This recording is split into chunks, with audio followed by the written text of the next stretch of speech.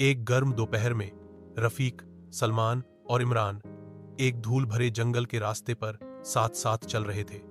वे गरीब थे और हमेशा अमीर बनने का सपना देखते थे। अचानक एक पुराने पेड़ की छाया में उन्होंने एक बड़ा चमड़े का बैग। उत्सुक होकर उन्होंने उसे खोला और उनकी आंखें सदमे से चौड़ी हो गईं। वह सोने के सिक्कों से भरा हुआ था। सोना, हम अमीर हैं, इमरान ने चिल्लाया। उसकी आंखें चमक रही थी। चलो इसे ले जाते हैं और इसे निष्पक्ष रूप से बांटते हैं, आर ने कहा। आफिक अपनी दाढ़ी सहलाते हुए, लेकिन अंदर ही अंदर उनमें से किसी ने भी बांटना नहीं चाहा। प्रत्येक व्यक्ति यह सोचने लगा कि वह कैसे सारा सोना अपने लिए प्राप्त कर सकता है।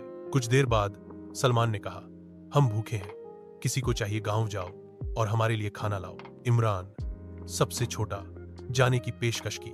जैसे ही वह चला गया, उसके दिमाग में एक दुष्ट विचार आया। अगर मैं खाना में जहर मिला दूं तो मैं बाकी दोनों को मार सकता हूं और सारा रख सकता हूं। सोना। उसने खाना खरीदा और गांव के किनारे पर उसने उसमें जहर मिला दिया और फिर मुंह पर झूठी मुस्कान लिए वापस आ गया।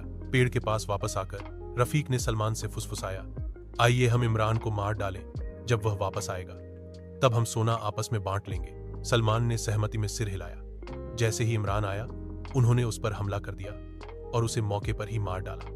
हंसते हुए वे खाना खाने बैठ गए। वह लाया था, लेकिन कुछ ही निवाले खाने के बाद रफीक और सलमान दोनों गिरकर मर गए। जहर ने अपना काम कर दिया। अब सोने का थैला पेड़ के नीचे अछूता पड़ा था। जंगल शांत हो गया। फिर से 3 मृत व्यक्ति खजाने के बगल में पछे थे, जिसका वे आनंद नहीं ले सके।